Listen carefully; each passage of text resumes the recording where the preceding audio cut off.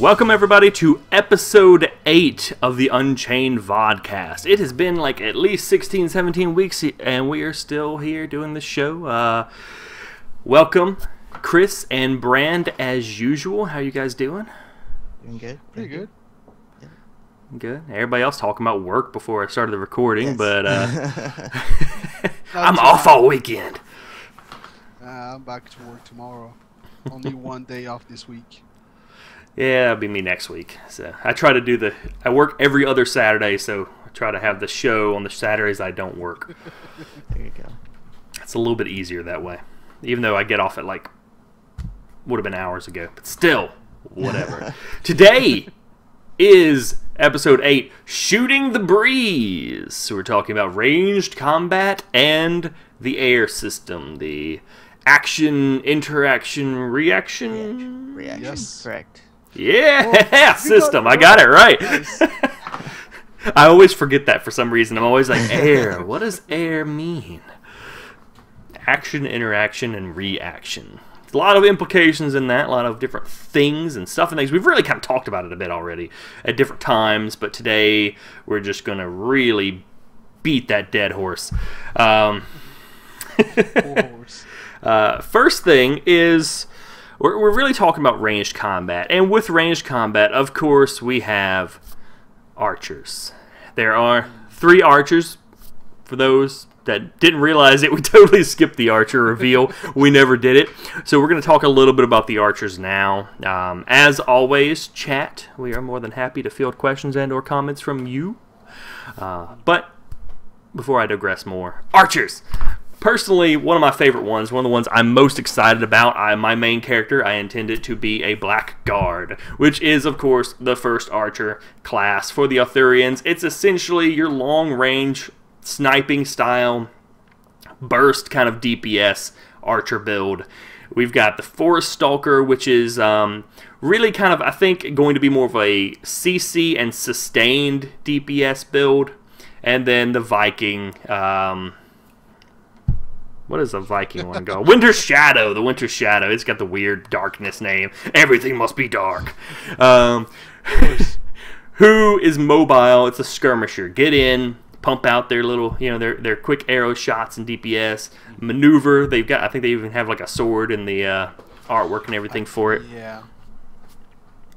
So how do you two, with the 3 things we've got right now, I wanted to ask to start off, how do you and how does chat through the people in chat feel about the 3 archer classes? How do they play into the factions playstyle?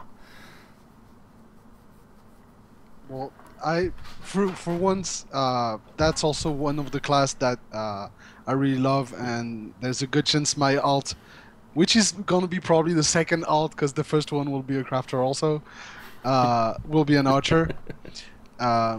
I just love that they kind of feel a double role, because the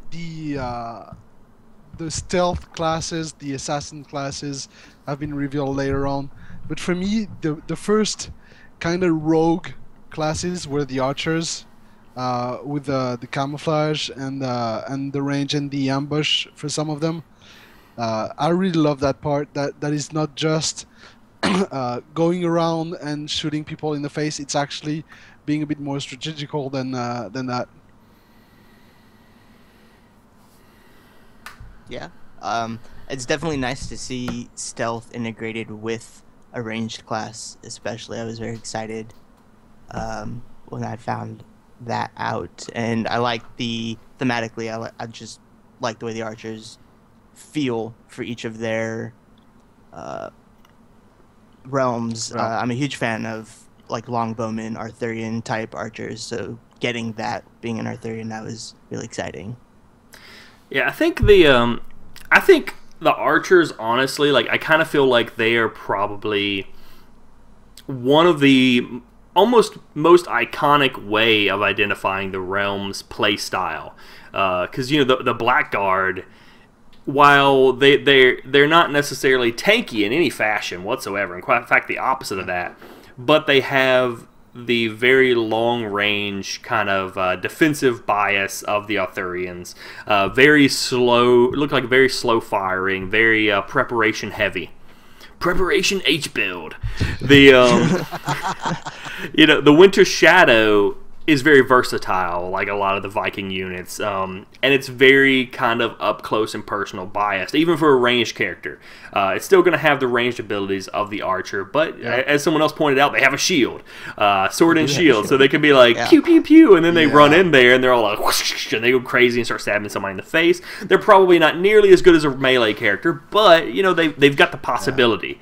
And the Forest Stalker has, like I said, it seems to me like they're going to be a sustained DPS type character, and given that the Tuatha are supposed to be more, I think they're supposed to be more about prolonged battles. They move in, they move out, they move in, they move out, they skirmish and CC people. They're not both the fighting. Yeah, I think the Arthurians and the Vikings both decide their battles pretty quick. The Arthurians are just defensive about it, but whether or not they kill you really is determined before you get to them. The Vikings, they want to get in there and crush you and do a lot of DPS and just tear everything down. The Tuatha, they want everything stretched out over a long period of time, and I think the Forest Stalker has the sort of sustained DPS that really will play into that really well. And they have some CC abilities, which crowd control is all up in the Tuatha's business. They're very ambush-oriented, setting up traps, the dots and the entanglements. It's very much, you're not gonna be wanting to go into the forest if you know that there's one over there. Definitely not. You just send the mages first to burn it down. Yeah, I did want to ask you, related to the archers, and again for chat as well, which of the 3 archer classes do you think is the best? Not being just biased because you're Arthurian, but actually the best, like a 1v1v1 scenario, who would win? Or whatever scenario, just for PvP in general, which ones do you think are going to be the best in PvP?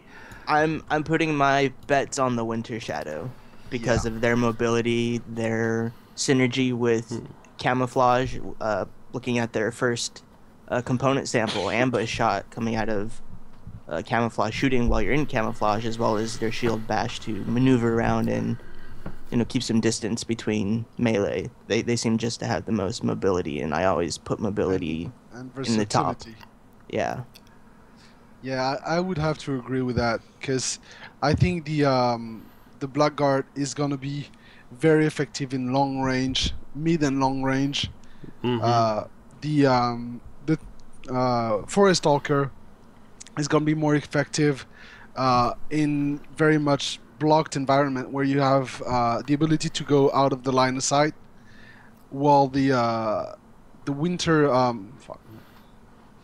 Shadow. The Viking Winter Shadow. I just forgot the name. The Winter Shadow will be able to move around more freely, and to get into the Blackguard's face, or to go around the Forest Stalker more easily. So I think on that part, just in a match between those 3, the Winter Shadow would win. Yeah. Well, we've got several people that agree with you in chat. Zadrid picked Winter Shadow.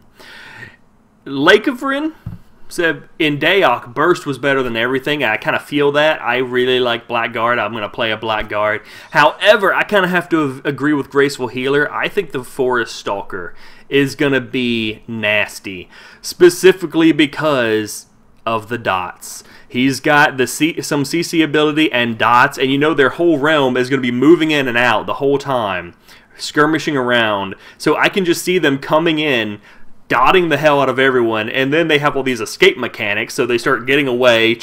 Basically, they're just, getting you to follow them around while they dot you. They may not individually be really powerful, but I feel like they're just going to really tick off everybody, especially the Arthurians, because the Arthurians are going to be sitting there. We're going to be sitting there all happy in our keep and everything, and they're going to come up and go, oh look, poison arrow, poison arrow, poison arrow, law, law, law, law. We're sitting there just, this sucks.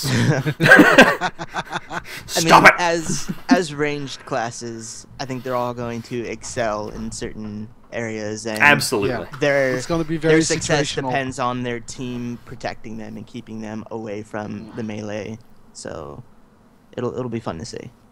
Yeah, I think they've all definitely got some advantages to them. Now, we're not going to talk about archers the entire time, so because there are lots of ranged classes, and we're talking about ranged combat, and there's actually quite a few ranged classes to consider. We've got the archers, we've got mages, we've got spirit mages. Healers are technically ranged. The devout are technically ranged because they're casters. Now, this has been brought up over and over again a couple times, but do you think there are too many ranged classes? Not necessarily. No. It will depend on the balance between melee and range. Most of that, it's gonna come down to that. Is if range is really overpowered, you're gonna have de facto a lack of people choosing melee, so you will have too much range classes. But if they manage to make melee as appealing as range, no, I think it's pretty balanced. Yeah, and some of those classes you mentioned have hybrid elements to them where they could play either role, so they're capable of switching if needed. If the group needs them to be more melee oriented, they're capable of switching, or if they just feel more inclined naturally to be more melee oriented. I believe what the Dreadcaller is predominantly melee oriented as a spirit mage, but the other two aren't. So it's a mixture of both, really. I think there's a good balance.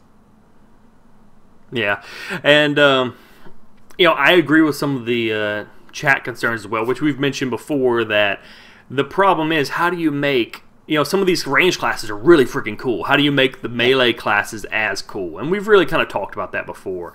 To me, I don't think there's a problem with how many range classes there are for two reasons. One, because there are all those ranged classes, there's only really two melee classes that we expect to have for launch: Heavy Fighter and Stealth DPS. If Stealth DPS gets in for launch, even. And the amount of ranged users are really going to make those melee fighters vital. They're necessary for balance, and people love to be important. So people will want to play the heavy fighter because there aren't that many heavy fighters, and they'll be like, oh, I'm going to be awesome. Which is kind of nice, because in a lot of games, sometimes being like the fighter and stuff, you're really not like hugely important. You're like, oh, well, I'm a fighter, but there's like 5 million of me. Especially and the tanks. Exactly. But in this game, having tanks is going to be kind of important, and you're going to need at least tanks, heavy fighters. Yeah, heavy fighters. The second thing, besides just the community requirement making them important, I think the second thing is I really don't see that many melee classes. This was something that occurred to me the other day as I was looking at this, because I was thinking about this question, and it's come up several times. I remember when they did. Yeah. When they were most of the way through the class reveals, people were like, why are there so many casting and ranged classes? Oh my god. So I just started thinking about it. I hadn't thought about it before, but I was like, there's really not. There's a bunch of ranged classes, but there's only two true ranged DPS classes, the Archer and the Mage. Yep. The rest of them are all either medium range or they're hybrid, CC or support type. Well, not CC. We don't have any CC classes, but support classes, things of that nature. They are necessarily DPS, but they're not necessarily like pure ranged classes like you would like the fighters. You have a stealth DPS. He's stealth DPS. You have a heavy fighter. He's heavy, he's a fighter, he's melee, he runs up, he beats things with a club. That's what he does. The other ones are all kind of mixed in with other special things. The Archer is long-range DPS. The Mage, long-range DPS. They are the two. Straightforward. So you pretty much have two pure melee, two pure range, and then you have a bunch of ranged people that are kind of in the middle doing weird things. But one of them's a hybrid healer. They're not doing a bunch of damage. One of them's a pure healer. They're not doing a bunch of damage. Even the hybrid healers are not really range. If you take the Abbot, he's not range. He's melee mostly. Or well, they did say it was a caster. They said it was a range caster. No, so, but I make a big difference between a caster and a range. Yeah. Caster Like can be melee caster. But that's kind of my point. I mean, they have some ranged abilities, but they're not necessarily focused on standing back there and blasting people. The support, the minstrels and stuff aren't going to be shooting things from really long distances. I mean, like, what else do we even have that has long range? Well, the Spirit Mage is maybe the only other one that's going to have some decent range DPS. And only 2 of the factions have ranged with the Spirit Mage. The Arthurians don't have really any ranged with their Spirit Mage. No, it's more mid-range, close range. Yeah, probably. And same with the Enchanted Knight is predominantly a melee class. Yeah, so when that does come out, I'm speaking mostly of launch, but when that does come out, we will have another melee. So they're there. One thing also that is going to be really funny is a lot of people will actually want to go for range because a lot of people want to feel OP, and not taking damage and doing a lot of damage makes you feel OP. The problem is the way range works in CU. And when they're going to see their arrows fall 10 feet before their target, they're going to feel really dumb. A little bit. And I think James Goblin's kind of agreeing with something Kriss said a minute ago, or kind of started to say a minute ago, is it also depends on specialization. I mean, some of these classes that we divide into melee or range may have specialization trees. It might have been Brand that said this, I don't know. That allows them to, even if it's a range mage, well, maybe they have some abilities that are shorter, closer melee range that they could even do and specialize in to get some different effects. There's a lot of possibilities that you can do since you can craft your own abilities. Let's look and see if I had. Do y'all have any anything y'all wanted to bring up on archers and mages? Not specifically them. Most of my comments and questions are more tied between the 2 subjects, the range and the air system. Okay, I did have one question then. Yep. Before we move into air.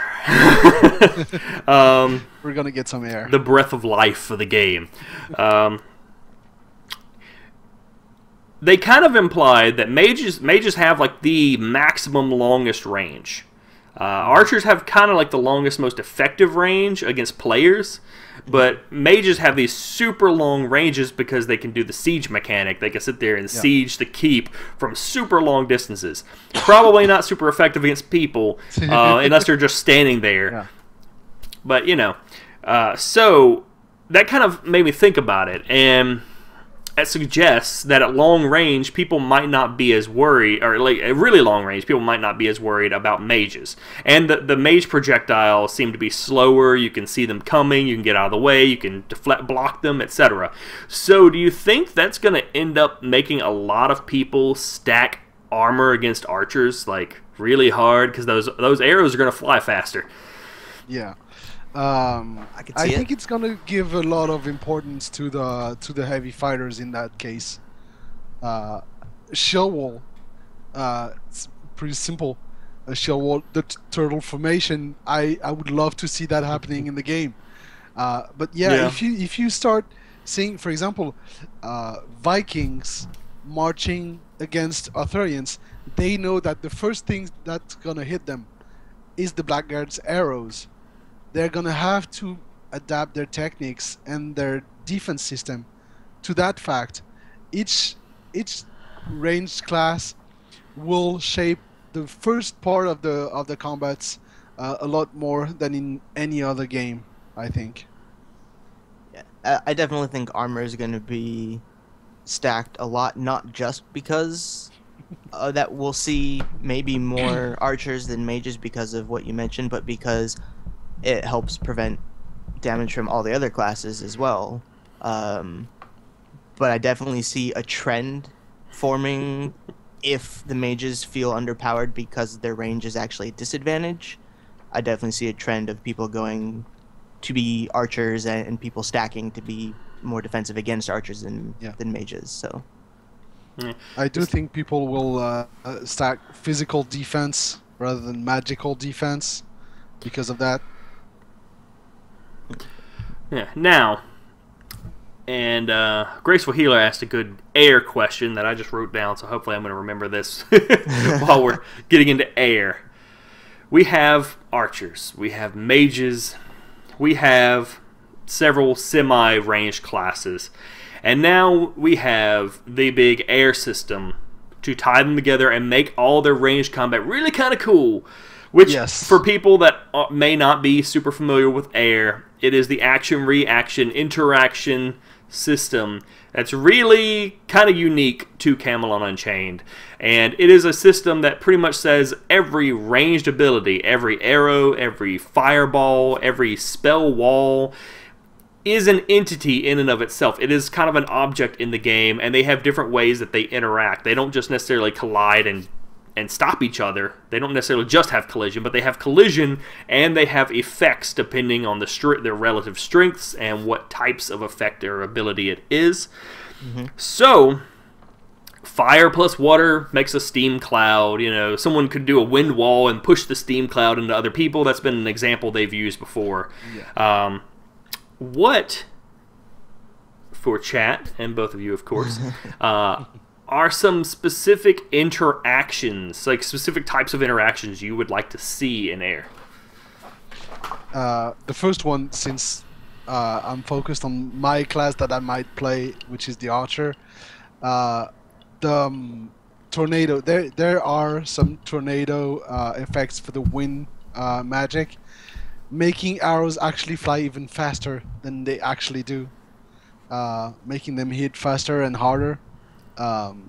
Maybe less actual damage, but more, if they keep the system, more body parts damage, because they can, if they go faster, they can pierce armor or things like that. Maybe not needing arrows, fire arrows, but actually making them with a mage, shooting arrows through a firewall, making fire arrows. That was going to be my my pick. One of my picks. It's definitely definitely. Force Chaos agrees with you in chat. Yeah. I mean, that combines two things. We were just talking about mages and archers and synergizing them in a way where if people did stack against archers, you can bypass that a little bit with that extra elemental damage that a mage could provide. And fire arrows are just pretty wicked anyway. So. Yeah. And mentioning wind actually made me think of, was something I wanted to mention, but in a different context. You know, using wind defensively against archers. You have like a wind wall or something, and the arrows come in. You can deflect all the arrows away. Kind of might be OP, but yeah. But slowing them down to reduce the damage, yes. Most definitely. I would be fine with deflecting, especially if it considered physics in and deflected them into other people. Maybe that would be funny. To agree. I can't say why, but I kind of have to agree with you on that. It will probably deflect arrows. And not everybody necessarily is going to have wind walls and stuff all over the place, but you know that could be a possibility. And you could use mages defensively that way. Yeah. And the wind wall means you're stuck in place. Yeah. So, yeah. And it can't necessarily... And because of how air works, it can't necessarily deflect everything. As you said, like a really...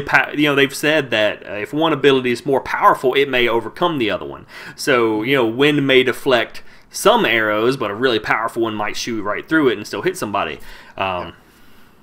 One thing I'm definitely interested in seeing is the synergy between the Water Weaver and Mjolnir with his electricity.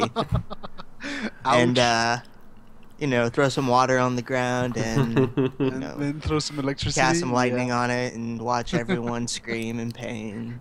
My next one was going to be water and or ice on the ground, slowing movement. Like if somebody throws like a water spell or something all over the place, people getting bogged down, taking movement penalties. Actually making you slip. Because I remember in EverQuest when you were walking on ice, you were slipping, you were not stopping. If you stopped moving, you were still going forward until you stopped slipping on the ice. So that would be really fun. Also, you make an ice field and then the firewall at the end of the ice field, and they just slide into it. Yeah, and I hate backing up, but I did want to mention, because they're kind of talking about it in chat, as Hicks just said, he would make a heavy fighter into a high DPS melee build. We talked about this. We had a show about the heavy fighter, and we agreed. I mean, I don't think there'll be anything to stop people from making the heavy fighter go DPS heavy. I think the nature of RVR itself will make most people not want to do that unless you have people to stand in front of you, just because I think that range DPS is going to be pretty harsh. Which is why I think they're going for the heavy fighter, because you have to be able to close the gap. Mm-hmm. But if you've got a heavy fighter in front of you, then by all means, he can get hit in the face for you. That's my plan. I'm going to be an archer. I'm going to have him in front and go, no, go ahead. Have fun with that. One thing I did want to mention with A.I.R, drawing back to A.I.R, that I would like to see, deviating a little bit from just the straightforward, fireball plus water equals steam, is, how do I put it? I guess, also, I see the potential with A.I.R of having environmental effects as well, which you kind of hinted on with like the water and the lightning, but what if you're in a wet environment? It's not necessarily a spell, but you're in a wet environment and lightning now is doing additional damage here. Maybe there are different effects on light spells if you're in the day or the night. Different effects on what was the other one? Different kind of environments, interacting together, I think has a lot of potential. My other direct example I had was, because there's a lot, if you ever noticed, there's a lot of different ability flavors and effect types in this game. We got shadow, we got death, we got all kinds of stuff. And so I thought disease plus water collides and makes disease cloud. Just Poison disease splash AoE. Or poison cloud. There are types we haven't even seen yet that they are adding to the game. And going to the environmental thing, my question of the day is, does a flame warden become utterly useless if it's raining? I would say not completely useless, but very much reduced in damage and abilities. Or maybe his abilities cost more mana or whatever, or blood rather. He has to heat up the fire more to resist the water, so it costs more mana, more regent if he needs regents or anything. Sure. So I definitely love the environmental aspect. Same. From Flame Warden, in the middle of the night, you shoot fireballs. People should be able to avoid them more easily because they're extremely visible in the middle of the night. Makes sense. And makes you a target. There's some everybody knows where it comes from. There's just some natural issues that are kind of come up for different classes that aren't necessarily balanced, but oh well. You gotta deal with it. So let's see if I had anything else on that. Oh, another cool idea I thought of that I would like to see specifically with A.I.R is shrapnel. Like if somebody shoots a lightning bolt, or maybe not a lightning bolt, but somebody shoots like an ice shard and it hits a stone wall, and they're both and it's a really powerful ice shard. Will they explode into shrapnel and hit all the people around? That would be kind of cool. With the physics, you can do that because they did say that the building's got it. If it's gonna be in the final game or not, but they're apparently really trying to do that. If you're staying under a structure that is collapsing, you're gonna take damage. So if the physics of the buildings can cause damage, I don't see why the physics of the spell effects can't. One thing I did think about environmentally as well is if they don't want to mess too much with spell damage and stuff, because that can get kind of slippery when you're having different it had different things affecting the numbers. One thing they can do, since the A.I.R system compares the relative powers of the abilities, maybe if the Flame Warden's in rain when his abilities collide with other ones, they basically are downscaled and they don't have as much power, so they lose out. Versus, maybe a light spell in the daytime isn't as dramatic and powerful, so it can lose out on some of these air contests, as it were, a little bit more easily. I don't know.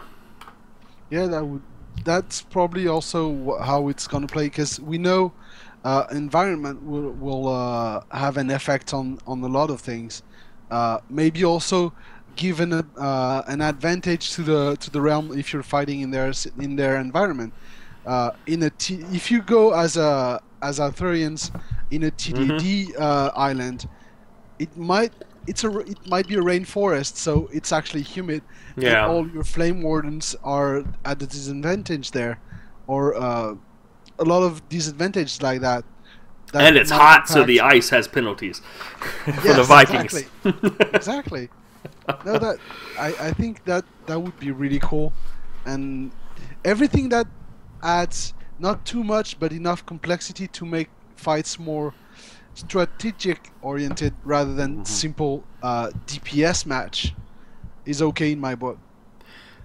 Is there question, I guess, is there concern at all with the interaction, say, with like trees, with flame wardens, or anything that could I want to burn them, destroy anything that can permanently destroy down. The geography of the world in a negative way? I don't see abuse of that. Do you see that becoming an issue with people just destroying it for no reason? I don't think it's going to be an issue because, well, they haven't said we can't destroy terrain, but they did say that there wasn't going to be any, like, Minecraft-style digging of terrain or anything to put buildings down. So my guess is that we won't be able to, like, burn down trees and stuff. As much as I would really like to just burn down the Tuatha Forest with my flame arrows, I don't think they're going to let us do that.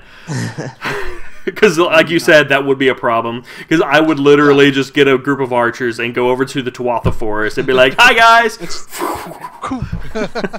Burn it all down." While they're inside. Graceful Healer did have an air question, which was, how do you think heals should work with ranged abilities and stuff? That's actually a good question. Well, the wind and heal might actually increase the range of the healing spells, especially for our physicians, because you're throwing an actual object. And the Vikings. Yeah, same for the stones. Use some wind to get a further toss of those runestones. Exactly. So I think that would be a good, interesting interaction. But apart from that, I don't really know. I think there'll be there will be collision, like a healing, maybe a ranged healing spell. If it hits a fire spell, they'll probably collide and maybe cancel each other out. But it's kind of hard to think of like synergistic or transformative effects that they might have. Healing fire. Actually, throwing a fire in it's probably never gonna happen, but throwing a firewall on the path of the runes, making them actual fire shrapnel and doing damage instead of heals. It heals and really hurts at the same time. I'm sure they're coming up with ways to interact with everything, all the spells. So an example, a fire with the physician throwing a potion could turn into a healing potion with a debuff or buff fire resistance. Things of that nature. There's so many things they could do that don't have to be, so obvious. That is actually a good idea, a good point that with the air, they could also, for some of this stuff, even without the potions, but for the potions as well, but even for spells, they could look at it from also like a transmutation or an alchemy standpoint where, okay, you shoot like a weird darkness spell and it collides with a fireball. Maybe you go, okay, well, what do those do? But maybe they actually do have some kind of weird thing where maybe shadow magic has a tendency to change something in this fashion. Therefore, and fire magic has another way to change things. That's not necessarily direct, like, oh, weird void fireball thing. But could do something. Maybe it's like, you know, yellow plus blue equals, you know, it's not necessarily obvious that this would happen, but they transform it into something new. And with the potions or with other things, like you said, maybe fire with a potion, it kind of cooks the potion and adds or changes some sort of effect in there. Just like if you mix the potion and maybe you add a little bit too much temperature, it ruins it or it changes something. Or I don't know. Maybe I've read too much Harry Potter, but I have a little bit. No, it's actually interesting, but I don't know. It's hard to think. For damage, we can think of so many different possibilities, but for healing, yeah, it's actually pretty limited. So that's probably the most interesting idea that they could come up with, or at least that I can think of, being changing the properties or adding or detracting properties from the heals if they go through another effect. Maybe. Or they might just explode. You know. Just depends. We don't know. There were... we mentioned deflection and redirection. This was kind of a thought I had before with the wind. You know, arrows could be deflected. I had an idea of this with the air. The air could also possibly come into play with active blocking. Characters with shields, they can pull up the shield and block attacks and stuff. What if you have like a magical shield or a magical ability that when you block, it puts like some kind of a magic effect in front of your shield? Suddenly air comes into play and you can possibly do all kinds of crazy stuff with a shield. That's where we come in. Maybe that's where the crafters and or fighters come in, and they have maybe they can also get in on the air goodness. Maybe a fighter has a shield that can reflect an attack back at somebody if he actively blocks, and it has sufficient power, of course, because again the air power contests have to come into play. But he blocks some fireball, and he can like send it back or something at a reduced form or something. I don't know. Well, that's my take on the crafting and on the properties of the items. Is that meaning if you're a TDD or a Viking fighting Arthurians and you keep getting pummeled by the flame wardens and their fireballs, you make a shield that has a really high melting point and that absorbs the heat of the fireball, so basically negating it. Shield of fire catching. Shield against a fireball. Now I have one more crazy idea. Because I've been all about the crazy ideas. On the list of other crazy ideas. Which is what if they put places of power into the air system? By having we just did a show on places of power, making Camelot Unchained pop. You can see it on YouTube. What if they also had places of power that had like an invisible AOE spell effect that is an object? You know, it's a permanent thing across the realm or whatever, or the area. That have different effects on spells. So if you catch maybe if the Arthurians capture this one site, all their fire spells have an added effect, or some other way that they work that's different than usual. What if it has some sort of a perimeter with spell blocking, so you can't do super long range spells that you get deflected off, similar to air, or air walls, things just like that. Just like the force shields in Planeside 2 for the bases. Kinda, yeah. That was another crazy idea I had. That there's just a couple things. They don't necessarily have to have a spell effect. I mean, maybe for the deflection you need a spell effect, but if it's like fireballs around this place of power, all cling onto people and burn for an extra length of time or something. Now, you kind of look at that as a buff. Maybe that's like just an area buff. However, I was just kind of thinking that there might be more interesting ways they could do it if they treated those effects as like air-based spell effects that work in the air system. The thing with that, I think, is if it is a place of power, as an air element, it kind of feels like it would have to be a neutral buff, like it affects everybody not just one realm. Or maybe each realm gets a different sort of effect from it. Or I would go with Bran on that, and a neutral effect that is stronger for the realm that possessed and activated the place of power. But if it's just for one realm, one, it feels kind of overpowered, and two, it gives even more importance to the place of powers, and they're probably in my idea is that they're gonna be already pretty significant in the meta and in the strategy of the RVR. So it gives them too much importance in my book. Right, right.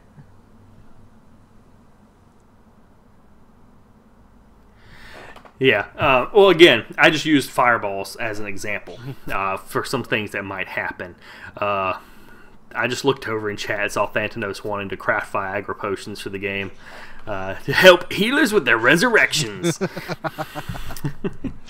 I'm down for that. I put in an order for a few. That's your level of fun. All right. So did y'all have any topics or questions before I get? Because I'm down to like my last one.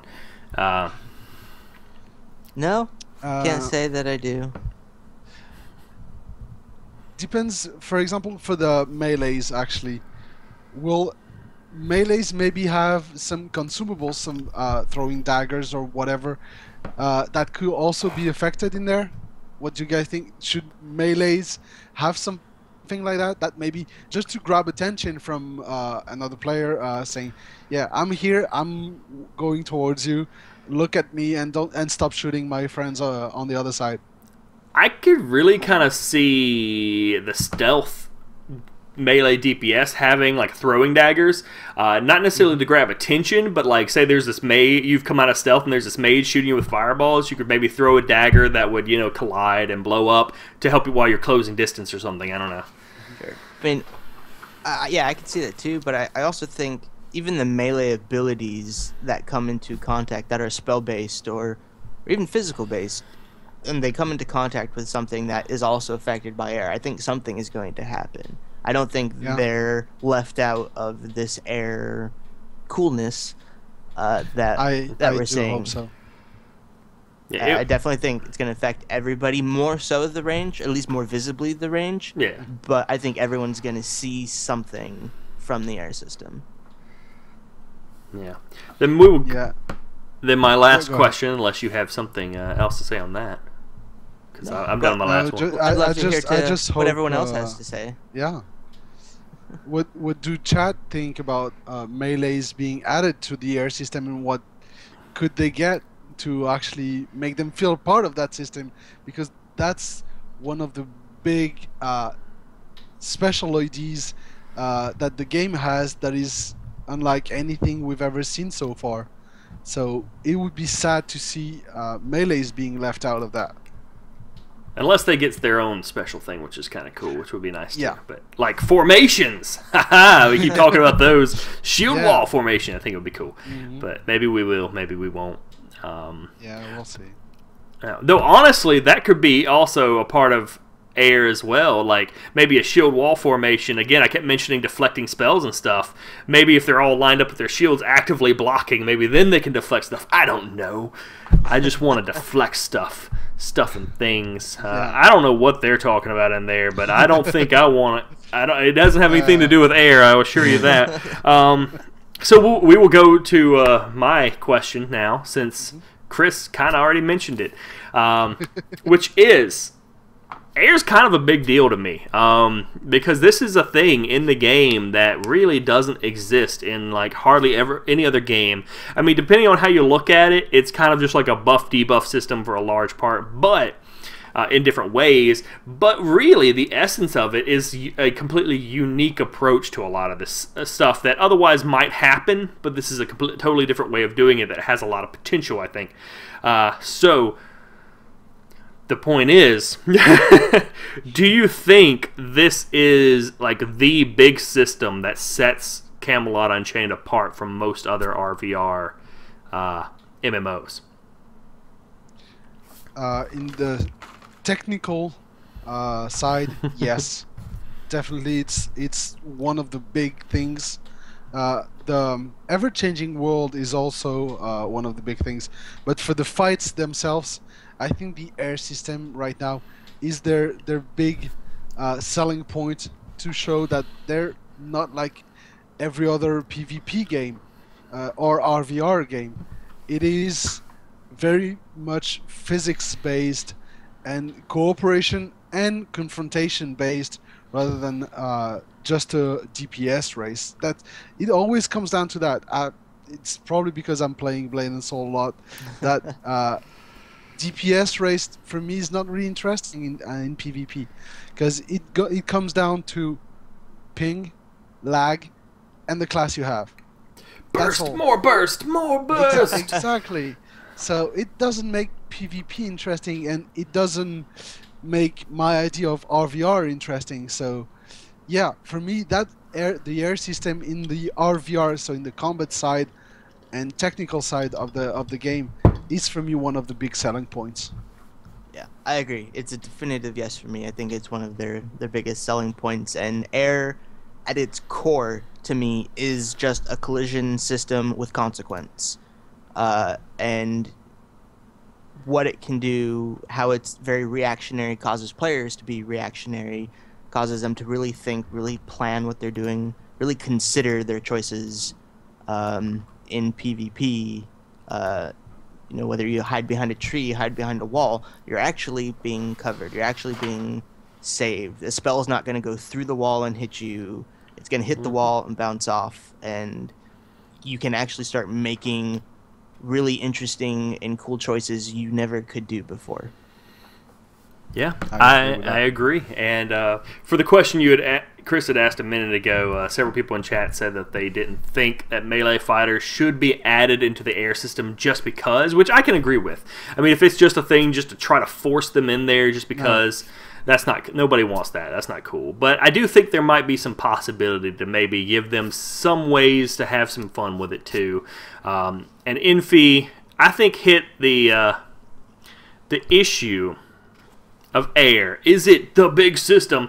A little bit on the head with this game is more dynamic than like any other RVR MMO, maybe any other MMO period. And I think that with air being a really big part of it is the big selling point, is the thing that makes this game so much different than most other RVR MMOs and other MMOs in general, which, again, air is a huge part of. Probably 50% of it or something. I don't know. But is how dynamic it is, how much it changes, or how much we hope it will change, of course, what the goal is.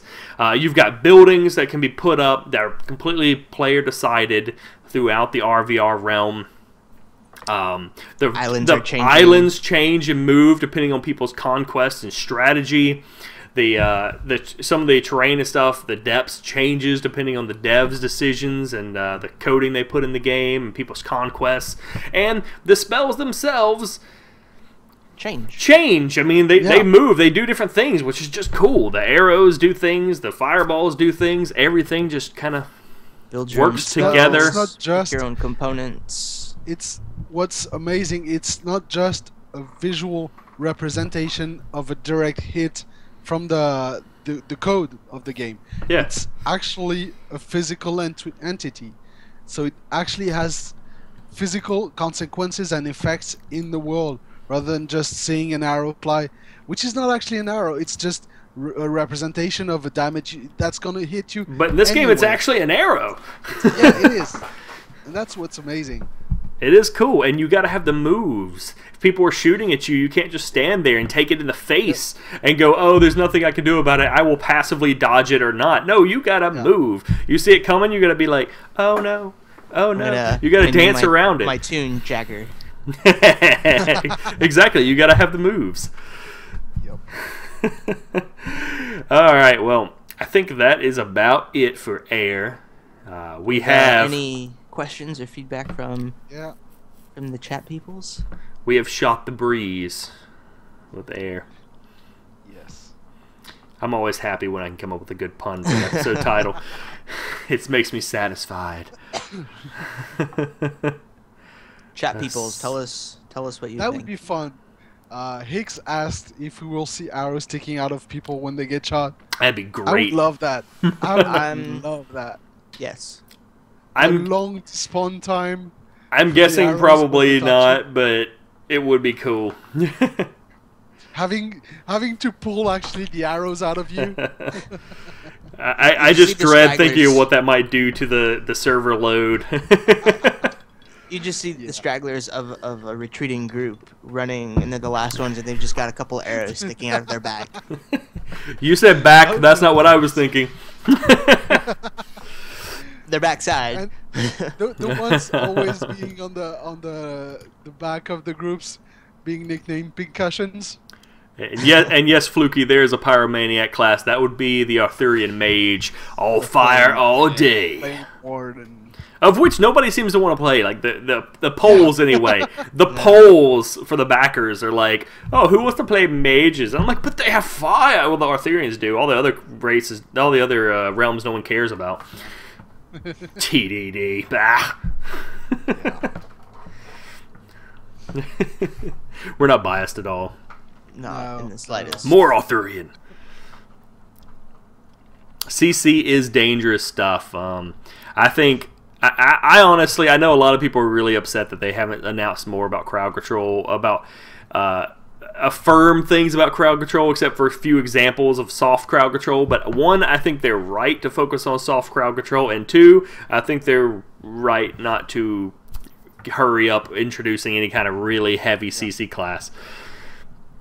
CC is fun. I love playing crowd control characters, but it also is terrible for PvP sometimes. Yes, which is why when we discussed the actual CCs, I was really happy that there's not gonna be any stun lock or hard root or things like that. But actual soft CCs, yeah, definitely, it's much better. Yeah, soft CC is great. All right. In that case, I want to thank everybody for coming out. Yes. This has been episode 8. For people watching on YouTube, thank you for checking out. You can like the channel or come back and check these subscribe, whatever it's called, and come back and check these videos out later. Or you can join us every other Saturday at 6:30 p.m. EST or 11:30 GMT if you're over there. 3:30 Pacific Standard Time. Yeah, that too. Yeah.